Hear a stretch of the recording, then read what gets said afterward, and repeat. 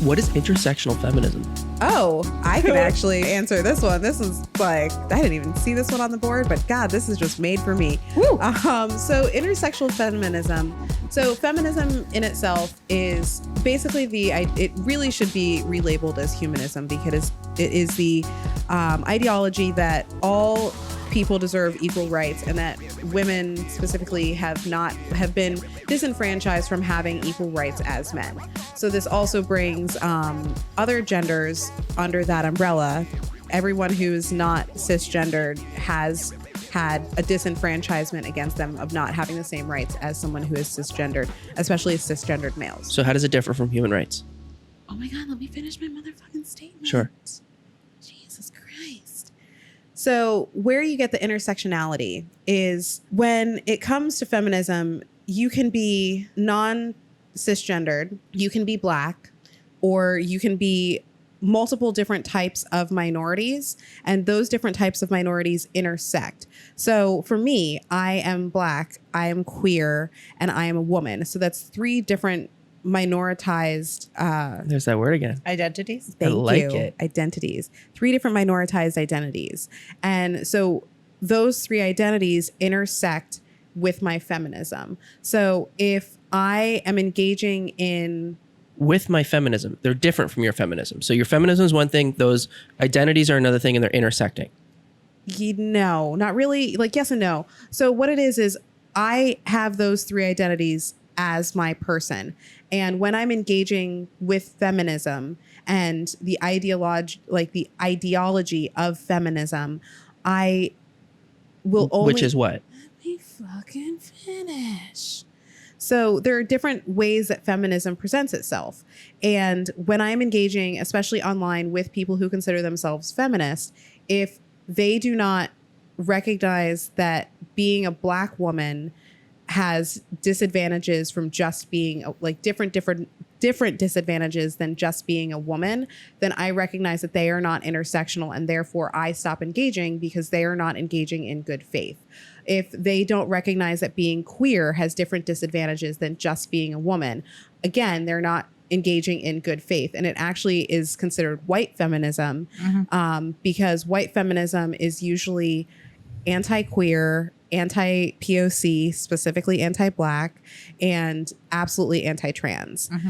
So those types of feminists believe that white women specifically should be given equal rights as men, but don't see how Black women are being held back more, or how Indigenous women are being held back even more than Black women, or don't see how trans women, one, are women. Fucking get that shit through your goddamn heads. Trans women are fucking women. And they also don't see trans rights as being anywhere near as important as women's rights, because they see women's rights as being the end all beat all thing that they should be fighting for. And if a trans woman wants rights, then she should stop being trans, which is stupid. So intersectional just simply means more inclusionary. So can I jump on here with Yeah. a little bit of my women and gender studies classes? Yeah. Okay, cool. So Kimberly Speaking Crenshaw. of which, Jordan, that was the biggest Kimberly thing that Jordan Crenshaw's Peterson fucking hates. amazing. Yeah, Kimberly Crenshaw coined The term, intersectionality, Okay. the term in the 80s, I want to say. Yep. Kimberly Crenshaw? Yes. Okay.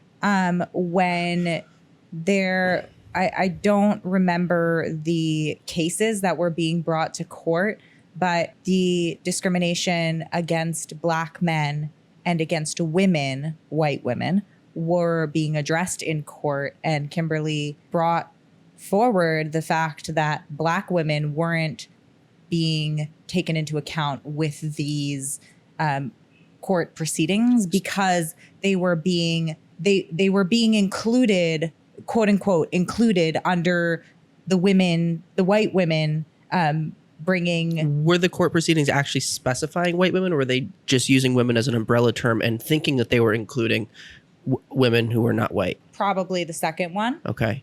And how do we know then that it is exclusionary of women who are not So white? if we look at the Affirmative Care Act, is that what it is? I think so. That Affordable Care Act? No. No. Affirmative Care Act? It- The Obama one? No.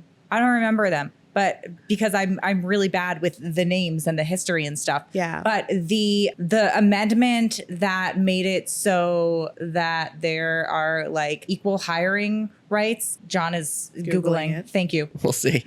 It's not the Affirmative Care Act. Not affirmative action? Affirmative action? It might be affirmative action. Yeah. It- Y'all, which is know a what general we're talking term. It's about. not referring to specific legislation, but affirmative action refers to a set of policies and practices within a government organization seeking to include particular groups. So it's not referring to a Yes. specific one, but So, that's the general term. but affirmative action Yeah. greatly benefited white women Hmm. over Any black other women, type of minority. any Yeah. other type of minority. Interesting, because the only place I've come across it is where it's usually debated is in college admissions, Right. So which college tends admissions, to target minorities. hiring, etc. Mm. Those are the two things that are coming to mind. Right.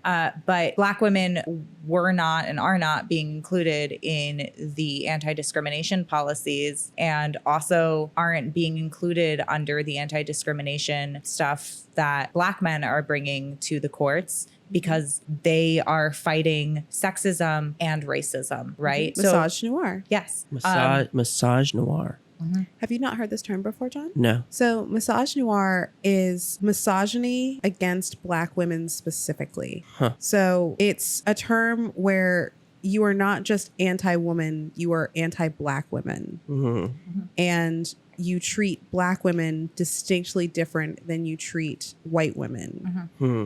And you see a lot of misogynoir when people are referring to black female artists, especially like Lizzo or Beyonce or Rihanna, where they get so much more hate and they have to be so much more perfect to pass in society because, oh, well, their makeup wasn't good enough, or, oh, I don't like the way she wore her hair that day, or, oh my God, did you see how slutty her clothes were that day? Like, she has to be. Who is saying these things? Where are these things coming from? Oh my God, it's all over the fucking internet. Everywhere. Huh. But so, like, for instance, if there are scientific papers that show that women in politics, for instance, are facing a way different set of standards than men in politics, right?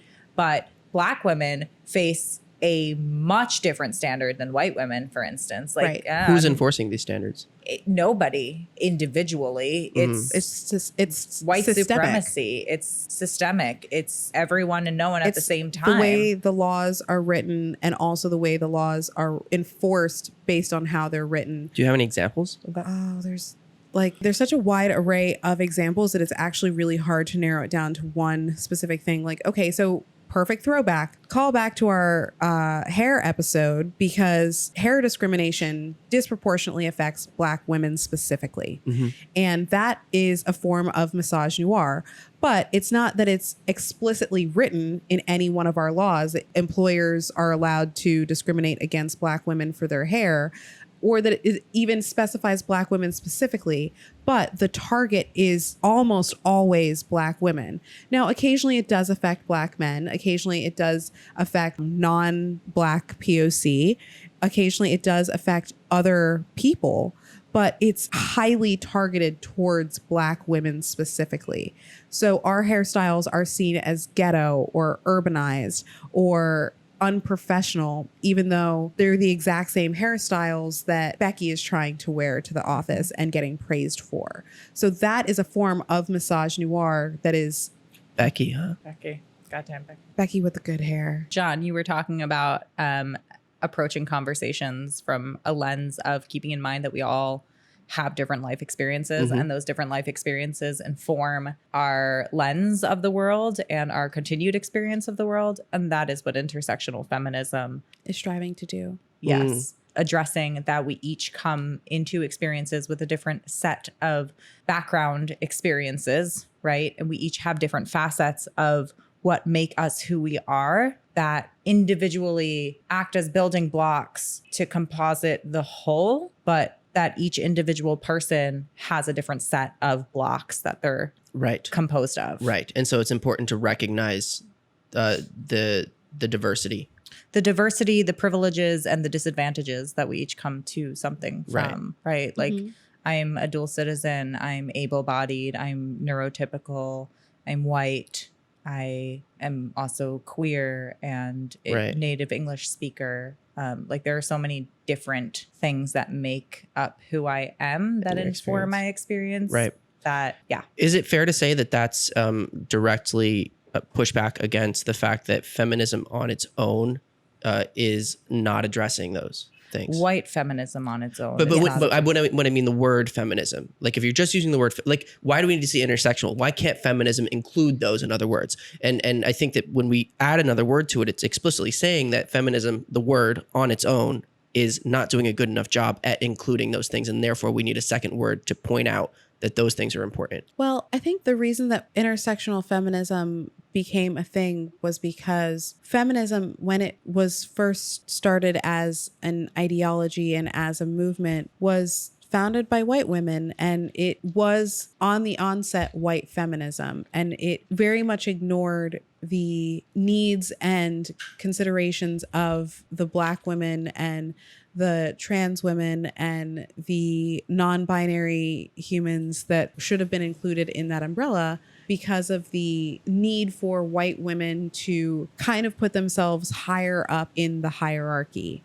And because feminism, when it was created, and that's very much in quotations created, was created by white women, we needed to have a secondary term that that differentiates original feminism, which is now considered white feminism, versus what feminism should strive to be, which is intersectional feminism. So the first, the second, and we're in like Third wave, third, I want to say. yeah, it's like third, fourth wave ish. First wave, please correct me if I'm wrong, was The suffrage really, Dean? movement? Thank you. Yeah, I was thinking surrogacy, and I'm like, that is No. not That is even not close. the word. Nope, Nope. it's not the word. It was a suffrage movement. Right. And I would like to point out, just for our listeners at home, they were suffragists, not suffragettes. Suffragettes was actually the derogatory term thrown at them by men as a means of being diminutive towards the suffragists, who were just saying women are humans and we should be able to vote too. So when you're referring to that movement, make sure that you refer to them as suffragists and not suffragettes. I didn't know that. Damn. Thank you. Yeah, fun fact.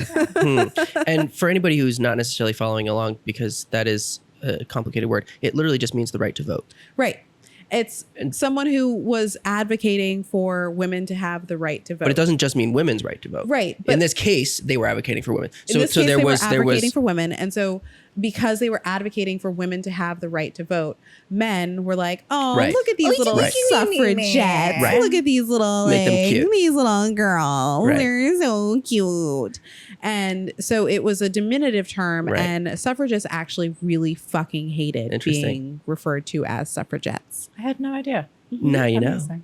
Yeah. Fun fact. And second wave feminism was like 60s. Yep. Right? Was about sexual liberation. Mm. Burning the bras. Burning the bras, keeping trans women out of quote unquote women only spaces.